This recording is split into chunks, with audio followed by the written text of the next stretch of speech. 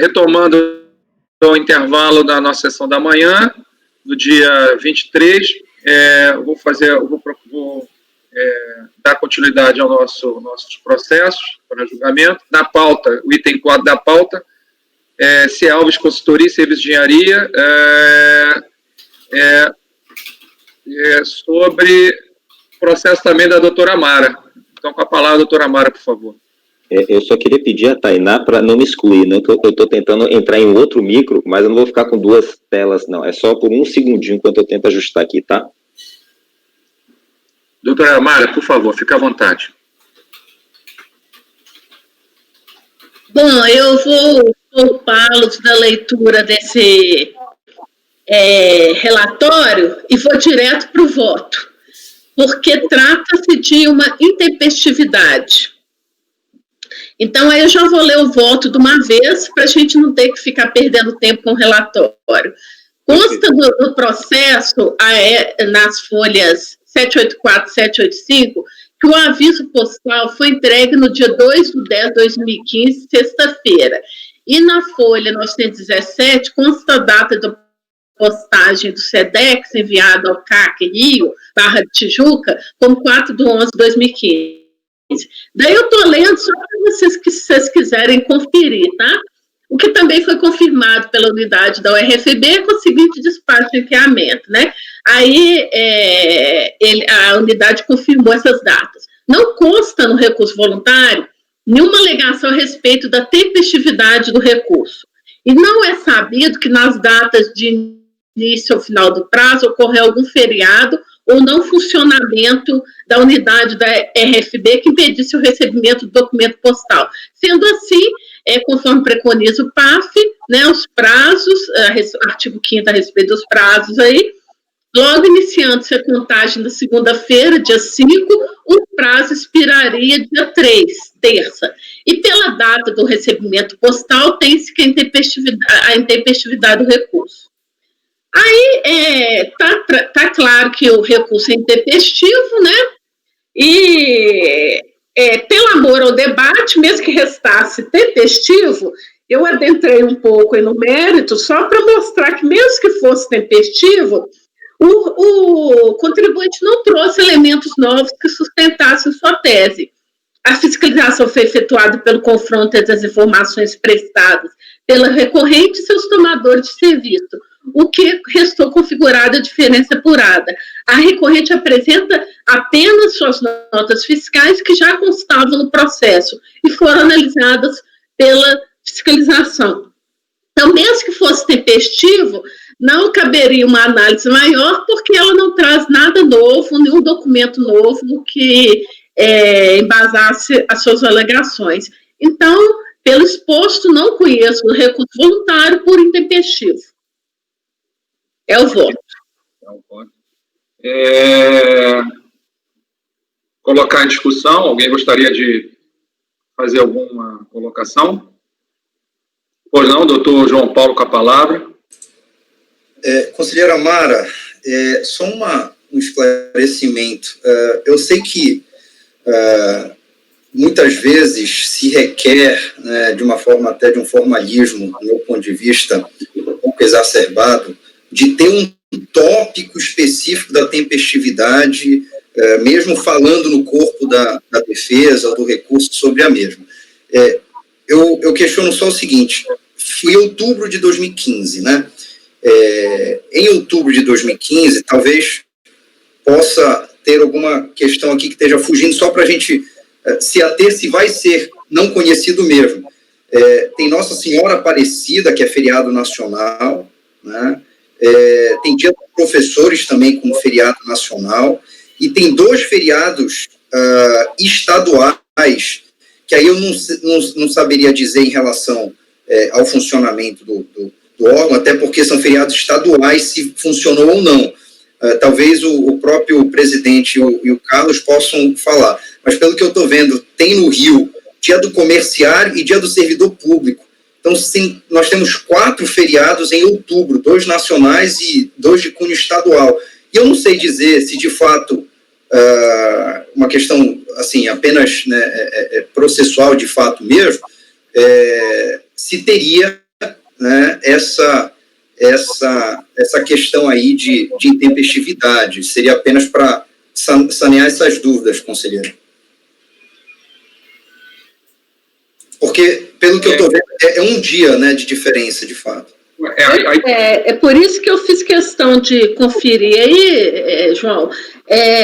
Eu olhei e não havia nenhum feriado aí que interferisse na contagem de prazo. No meio tem, entendeu? Igual você falou, dia 12 de outubro, legal, dia 28 de outubro. A título de esclarecimento, conselheiro. Legal. E a questão, aí eu até coloquei, não é sabido que ocorreu algum feriado ou no funcionamento da Receita.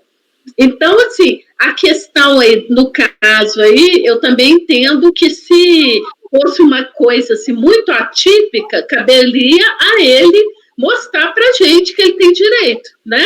E ele não trouxe nada, então a gente confere dentro do que é possível, né? E eu conferia os feriados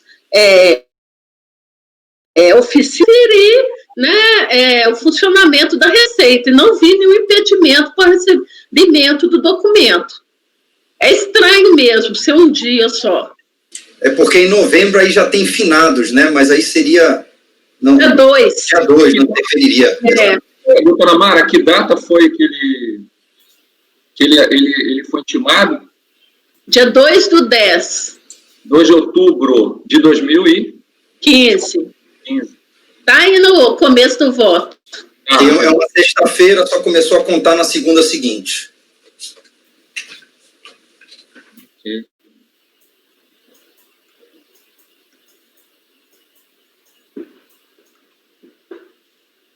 Bom, então, alguém ficou com alguma dúvida? Queria fazer uma colocação além do doutor João Paulo? Não? Então, vamos botar em votação. Seguindo aí, o doutor Oswaldo. Acompanha a relatora.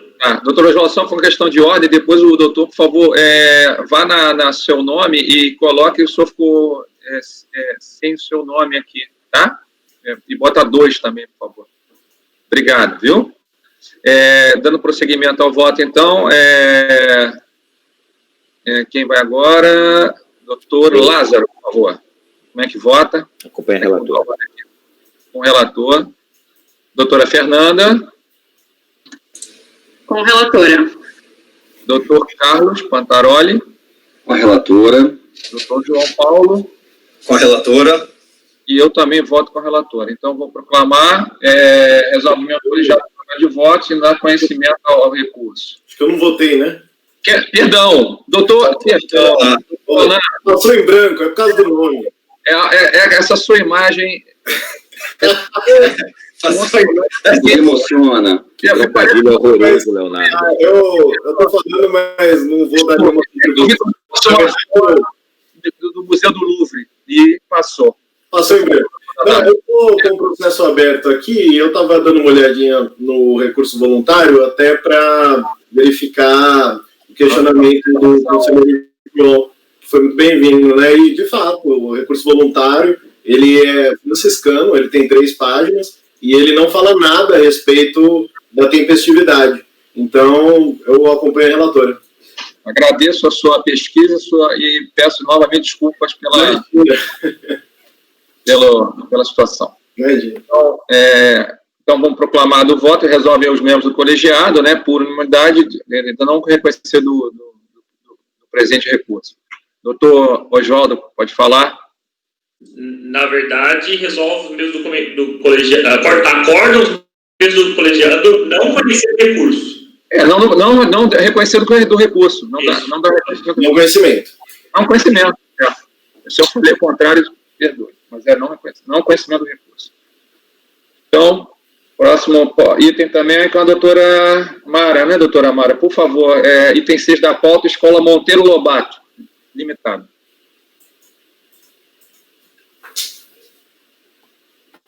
Perdão, presidente, Casa de Misericórdia, Cornélio Procópio.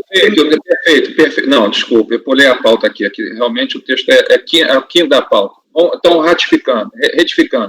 Já foi o 4º item, que a gente já fez a proclamação. Agora, no 5º item. Empresa Casa Misericórdia, Cornélio Procópio. Por favor, doutor.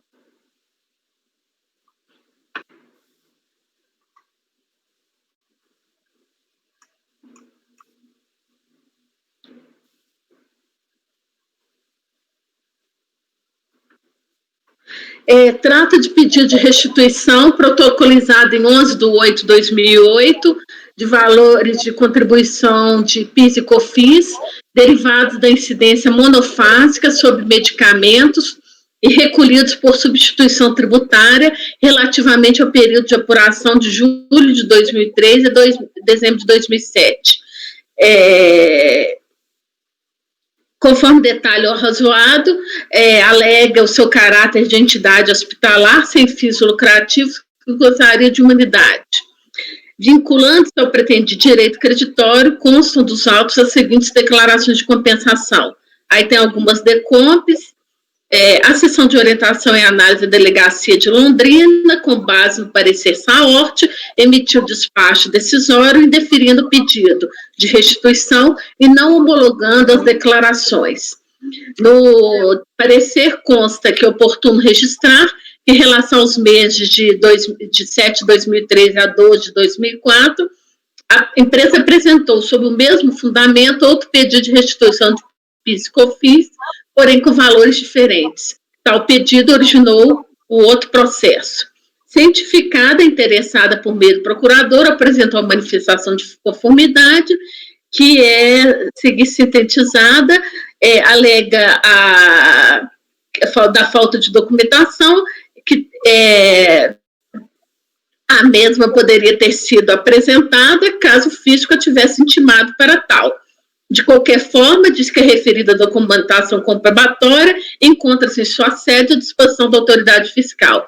Admite que, no caso em análise, não está tratado de saneamento processual nem de falta de documentos, uma vez que o deferimento se deu pela análise do direito, e não com base em prova documental.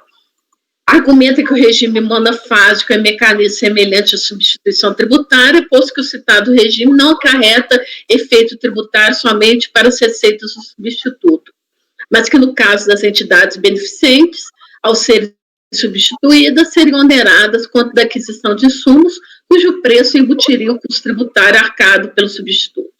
Sustenta que não está pleiteando crédito de outrem, mas que o pretendido foi efetuar a manutenção de crédito relativamente aos insumos que adquiriu, o que a compensaria da prejudicialidade que o sistema monofásico teria lhe trazido.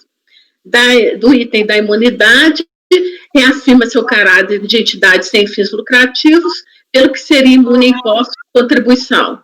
Transcreve os dispositivos legais, sustenta que a forma de tributação neles prevista implicou em ônus, pois como o PIS e COFINS são recolhidos de forma majorada pelos fabricantes, ao adquirir medicamentos assim tributados, arcaria com acréscimo correspondente à diferença de alíquota de 9,25 para 12, sendo inegável que pode pleitear a restituição da precitada diferença do PIS e COFINS incidente sobre essas aquisições. Em favor de seu pleito, arrola 3 motivos principais. Sendo hospital filantrópico, possui imunidade. Dessa imunidade decorre a não realização do fato gerador. E haveria jurisprudência favorável ao teste que as operações realizadas dariam sob o regime monofásico, permitindo a aplicação do artigo 150 da Constituição Federal. As folhas 83 e 88 discorrem sobre cada um dos 3 motivos, apresentando os embasamentos legais e jurisprudenciais que entende pertinentes. Há de se observar que o essencial para o feito da mais interessante é que o regime monofásico concentrado por substituição aplica-se efetivamente o artigo 150 da Constituição.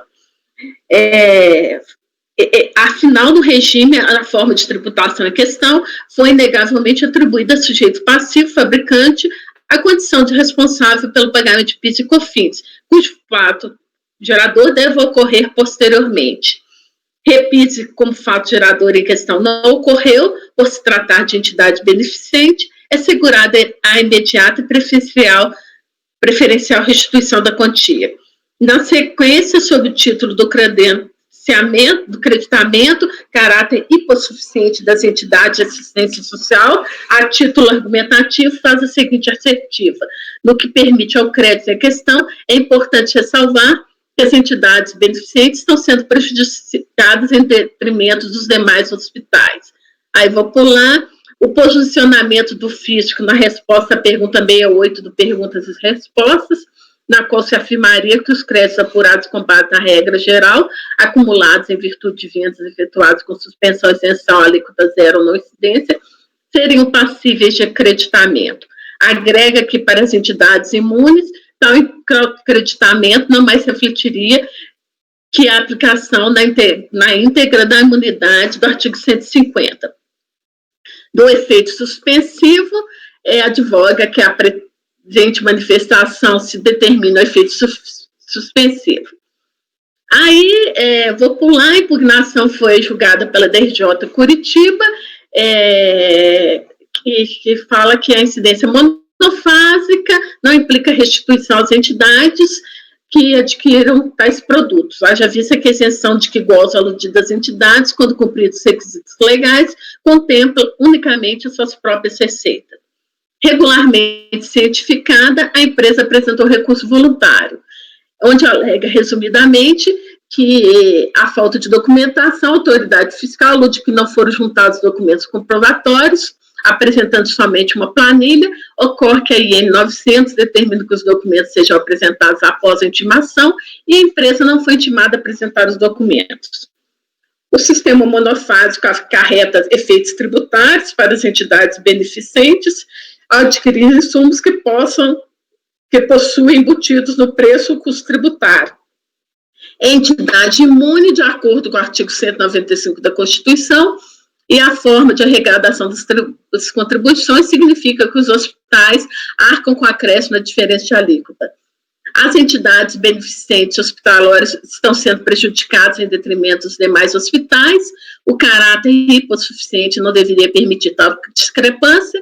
Em qualquer via que se faz a análise da legislação, é primordial o reconhecimento de sua constitucionalidade. É o relatório. Agradeço a doutora Amara. E como não há sustentação oral também, confirmando aqui, eu vou colocar em discussão. Está aberta a discussão? Presidente, eu acho que primeiro é a leitura do voto, não? Perdão, desculpa. Perdão, é ato falho meu, porque eu estou lendo todo antecipadamente, já veio à minha mente. Por favor, doutora, não há... Pode fazer, por favor. Iniciando o voto, a recorrente alega nulidade da atuação por não apresentar documentação que comprovasse seu direito creditório, já que a IN 900 determina que os documentos sejam apresentados após a intimação, e ela não foi intimada a apresentar os documentos. Não assiste razão à recorrente, nos casos de pedido de restituição, cabe ao interessado onde provar seu direito, e a fiscalização solicita documentos e esclarecimentos quando entende que as informações que já possui são insuficientes para análise do pleito.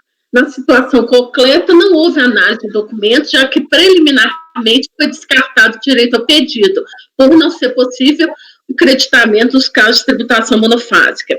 Assim como a fiscalização encontrou óbices na aplicação do direito creditório, não foi necessária a análise dos documentos. Considerando essa premissa, para confirmar se a conclusão da fiscalização foi correta, é necessário verificar se ela se sustenta pelas razões e fundamentos em que se baseia. E caso o direito que foi impeditivo seja superado, poderemos então decidir sobre a necessidade de avaliar os documentos fiscais e contábeis. Preliminarmente, deve-se esclarecer o escopo da imunidade prevista no artigo 150 da Constituição. Reproduz o artigo 150 do dispositivo constitucional, e surgem dois pontos. A vedação é para a instituição de impostos, é necessário atendimento dos requisitos legais. A imunidade constitucional alcança somente impostos, não abrange as contribuições, como eu fiz. E mesmo que estivéssemos diante de um imposto, a entidade de assistência social, para fazer jus à imunidade, deveria provar que não tem fins lucrativos e que atende aos requisitos da lei. Nos autos, existe apenas a afirmação da recorrente de que é uma entidade de assistência social, mas não são apresentados documentos que comprovem a alegação. Descarta-se de plano a possibilidade de acreditamento pela alegada imunidade, já que, entre outros requisitos, deveria ser reconhecida de utilidade pública, ser portadora de certificado, não distribuir lucros e aplicar integralmente seus resultados na manutenção do desenvolvimento dos seus objetivos institucionais. Outra possibilidade estaria presente no artigo 195b da Constituição, que define a isenção da contribuição para a Seguridade Social para as entidades beneficentes de assistência social que atendam às exigências estabelecidas em lei. Esse é o dispositivo a que se refere a recorrente. Aí eu reproduzo o artigo 195. No caso das contribuições para o PIS, PASEF e COFINS, a medida provisória 258 estabeleceu as condições. Aí reproduzo os artigos da 258.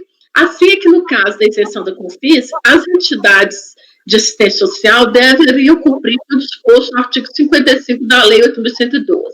Aí eu reproduzo o artigo 55. Se fosse aplicada a isenção do artigo 195, a entidade deveria provar que cumpre os requisitos da Lei 8.212, o que não ocorreu. E, além disso, a isenção somente se aplica às atividades próprias da entidade. E, no caso concreto, estamos diante de incidência das suas contribuições sobre a aquisição de medicamentos pela recorrente. A isenção das entidades beneficentes de assistência social contempla unicamente as receitas de suas atividades próprias, sendo correto o posicionamento da autoridade ACO ao dizer que não se pode incluir em tal isenção as receitas de outrem, no caso, o fabricante ou importador dos medicamentos. Dessa forma, não há que se falar em isenção imunidade no caso, pois a incidência das contribuições sociais, como antes explicado, se dá exclusivamente sobre as receitas do produtor ou importador. Além disso, estamos diante de tributação monofásica em determinados segmentos econômicos, automotivo, farmacêutico, petróleo e gás. A legislação está dando um eco. Tá, não? Ah, achei que estava dando eco. Está dando um eco, não sei por quê. Alguém deve estar com o microfone ligado. Ou está tendo retorno de som, não sei. Vou continuar. Além disso, estamos diante de tributação monofásica, né? A legislação determina que as contribuições sejam concentradas nas pessoas jurídicas responsáveis pela industrialização mediante a aplicação de alíquotas mais elevadas, sendo reduzida a zero as alíquotas das referidas contribuições. Acabou o eco. Incidente sobre a receita oferida na revenda dos bens pelas pessoas jurídicas que os adquiriram na primeira etapa, via de regra, contribuintes cuja atividade é voltada ao mercado atacadista ou varejista. Essa técnica de arrecadação é popularmente conhecida como incidência monofásica.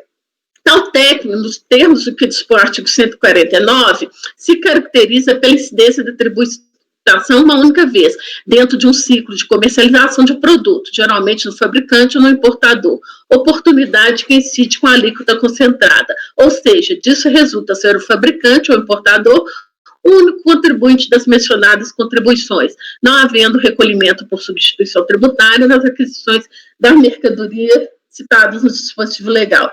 Note-se que nas demais etapas da comercialização, a tributação se dá com a alíquota zero. Após o início da vigência da Lei 10.147, é só instituído o regime monofásico das contribuições. Aí eu reproduzo os artigos. Pelo escopo da lei, a empresa que industrializa ou importa os produtos listados recolhe as contribuições. E os adquirentes seguintes da cadeia comercial são tributados com a alíquota reduzida a zero. A recorrente adquiriu medicamentos listados na lei, como, por óbvio, a inclusão das contribuições no preço de aquisição, já que o vendedor industrial ou importador estava sujeito ao recolhimento das contribuições no regime monofásico. Ela entende que as contribuições que estariam embutidas no preço da aquisição são indevidas, já que a entidade de assistência social, e por isso poderia pleitear esses supostos créditos, por esse vale de interpretação, que assim dispõe. Aí eu reproduzo o artigo 17 da Lei 11.033. O dispositivo em questão não se aplica aos casos de tributação monofásica, mas sim falta um S, ao regime não cumulativo de PIS e COFINS. Uma leitura assodada do dispositivo, solto na lei de regime de tributário de incentivo e modernização, a modernização e ampliação da estrutura portuária, reporto, poderia levar a uma conclusão equivocada, já que o dispositivo per si não especifica que tipo de tributação das contribuições está se referindo. No entanto, temos que o dispositivo refere-se ao não impedimento da manutenção dos créditos. Ora, só se pode manter o que se tem, e no regime monofásico não existe crédito. O impedimento da RFB, consubstanciado em resposta a soluções de consulta realizadas pelos contribuintes, aí eu cito as soluções de consulta, é no sentido de negar a manutenção de crédito PIS e COFINS a empresas atacadistas e revendedoras que adquirem e comercializam produtos submetidos à incidência monofásica das contribuições de referência. Afirma recorrente que o posicionamento adotado pelo físico é questionado por contribuintes no judiciário, que alegam que, a partir da vigência do artigo 17 da 11.033, os contribuintes atacadistas ou varejistas de qualquer dos produtos sujeitos à tributação monofásica, o direito ao crédito relativo às aquisições desses produtos, vez que o referido comando normativo revogou tacitamente o disposto no artigo 3º das leis 10.637 e 10.833, que negavam o direito ao crédito. A esse respeito, existe julgado no CARF sobre o assunto, o acordo 3401-002-335, relatoria da conselheira Ângela Sartori, que por unanimidade de votos negaram o provimento do recurso. Eu reproduzo. No acordo citado, a Sociedade Hospitalar Angelina Caron, mesmo ramo de atividade da recorrente, solicitava a restituição das contribuições incidentes das aquisições de medicamentos submetidos à tributação monofásica. Então, pelo exposto, conheço o recurso voluntário e, no mérito, nego-lhe provimento. É como voto. Assim, agora sim, é colocado em discussão. Gostaria, por favor, alguém gostaria de se manifestar? Pedir a palavra. Está maduro? Podemos votar em votação? Ok. Doutor Osvaldo, como vota, por favor, conselheiro? Eu concordo com a relatora em quase tudo, mas eu vou acompanhá-la pelas conclusões só por um ponto. É porque parte do fundamento do voto foi o artigo 55 da Lei 8212 de 91, por a entidade beneficente não se enquadrar na norma, dispõe no artigo 55 da 8212 de 91. Só que o Supremo, em sede de repercussão geral, ele vinculou o exercício da imunidade ao cumprimento dos requisitos do CTN apenas, no RE 566-622. Mas que, de todo modo, não modifica a conclusão. Como bem dito pela conselheira Mara, não há prova de que a entidade se enquadre quer no CTN, quer na 8212. Então, eu acompanho, por esse motivo, eu acompanho pelas conclusões. Osvaldo, se você me permite, eu também vou seguir o mesmo caminho de acompanhar a relatora pelas conclusões, e esse voto do Supremo, ele foi de relatoria do ministro Teori, e ele foi objeto de embargos por parte da Procuradoria e por fundamento em contradição. Na verdade, a Procuradoria alega hoje que não foi esse o voto do ministro Teori. E a ministra Rosa Weber, que é a atual relatora do caso, ela acolhe os embargos. Essa questão ela foi reaberta hoje e o Supremo, na verdade, ele vai analisar quais os limites dessa decisão. Então, que talvez não sejam apenas os 3 requisitos do artigo 14 do Código Tributário Nacional, mas possa haver outros requisitos. Ainda que isso não invalide, por exemplo, a decisão do STJ no sentido da desnecessidade de um certificado. Doutor Leandro, também pelas conclusões, só queria adiantar nesse momento, por causa do Osvaldo. Osvaldo, qual que é o número da repercussão geral do STF? 566. 622? 622? Tá. Se vocês me permitem, eu vou colocar isso no meu voto. Aí, porque aí vocês não precisam me acompanhar pelas conclusões. Pessoal, vamos Tá? Desculpa, com a questão de ordem, eu tinha encerrado a discussão, mas eu reabro em homenagem à informação do Dr. Leonardo, então, por uma questão de formalidade, então eu vou pedir para a doutora Mara novamente se manifestar muito pelo voto, com a inclusão esse entendimento do Supremo, coloco novamente em votação e já fico com o voto do doutor Oswaldo, que acompanha, colocado as suas... Ô, presidente, primeiro, eu gostaria de fazer uma observação aqui, que dada essa informação do Oswaldo aí e do Leonardo, eu vou incluir essa informação no meu voto sobre essa repercussão geral do STF, apesar de, como o Leonardo falou, não ter ainda saído a decisão final sobre o escopo da decisão. Eu vou colocar isso tudo no meu voto. Aí, se vocês concordarem, aí não será preciso votar pelas conclusões. Mara, já que a gente está em sede de debates, eu vou votar pelas conclusões, porque eu acredito que esse seria o caso de baixar em diligência para comprovação dos requisitos, né? Mas só para esclarecer... Pessoal, só uma questão de ordem. Porque nós estamos indo do debate, vamos para o voto, voltamos para o debate, e eu preciso me posicionar. Perdoe. É para ficar claro para todos que vão assistir isso depois. Nós estamos ainda nas discussões, perfeito? Ok? E aí eu vou abrir o voto novamente, porque eu tinha, de certa forma, já tinha encerrado as discussões.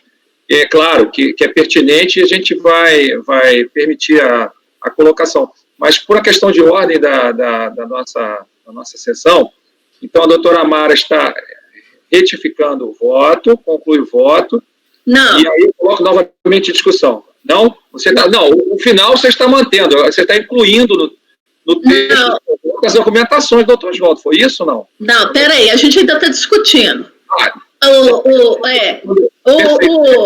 Não, é que antes, num passo anterior, eu fiz está gravado isso, eu fiz se alguém ia fazer mais alguma colocação, ninguém se manifestou, eu dei por encerrado a discussão e abri a votação com o doutor Oswaldo. Aí o doutor Leonardo incluiu novas informações, que aí gerou essa nova consciência do seu voto, e por isso que eu só estou colocando a questão de... Presidente, eu agradeço pela sugestão de organizar, de fato, né? Então, só para concluir, eu quero, só para esclarecer, o extraordinário, que o Oswaldo se referiu, é o número 566622. E a ideia que teria sido sedimentada, a tese que teria sido sedimentada naquele momento, seria que não haveria qualquer espaço normativo para ser integrado por legislação ordinária que escapasse ao artigo 14 do CTN, né? Mas, na verdade, os embargos da Procuradoria foram no sentido de que essa conclusão, essa tese firmada, ela não corresponde ao voto do ministro relator, que teve o voto condutor, que infelizmente faleceu, né? Então, a ministra Rosa Weber, ela reconheceu que havia uma ambiguidade, né? E a tese sugerida hoje pelo Supremo é a seguinte: a lei complementar, aspas, a lei complementar é uma forma exigível para a definição do modo beneficente de atuação das entidades de assistência social, contempladas pelo artigo 195, parágrafo 7º, que traz aquela isenção constitucionalmente qualificada, uma imunidade, né? Especialmente no que se refere a instituições de contrapartidas a serem por elas observadas. Então, no primeiro momento, a gente tem o STJ dizendo que é desnecessário que haja uma certificação, o SEBAS, né, se a entidade comprovar o atendimento aos requisitos da Lei 8.212. No segundo momento, a gente tem essa discussão no Supremo, que hoje ela está aberta. Então, na verdade, não existe aqui uma aplicação mecânica daquela tese, porque aquela tese está... Foi concretizada, foi fechada ainda no Supremo. O tema ainda está em aberto. Exato, perfeito. Vou esclarecer.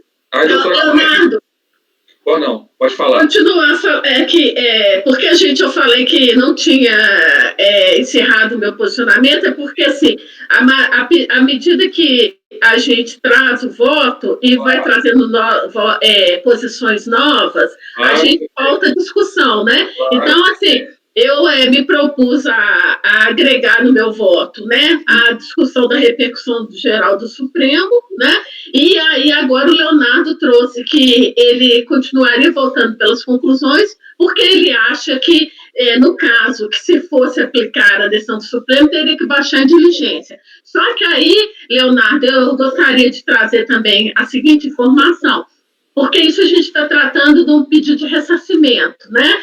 E a empresa não provou que ela é entidade de assistência social. Então, eu acho que não é caso, a questão aqui é só de direito mesmo. Tanto é que na DRJ ele não entrou no mérito dos documentos, das provas, porque se a gente fosse baixar em diligência, a gente está extrapolando o que teria que ter apresentado quando ele fez o pedido de ressarcimento. Claro, para um esclarecimento, então, eu estava dando uma olhada no recurso voluntário e, de fato, ela alega que ela só vai ter que demonstrar, fazer prova de que ela se trata de uma entidade assistencial depois de intimada.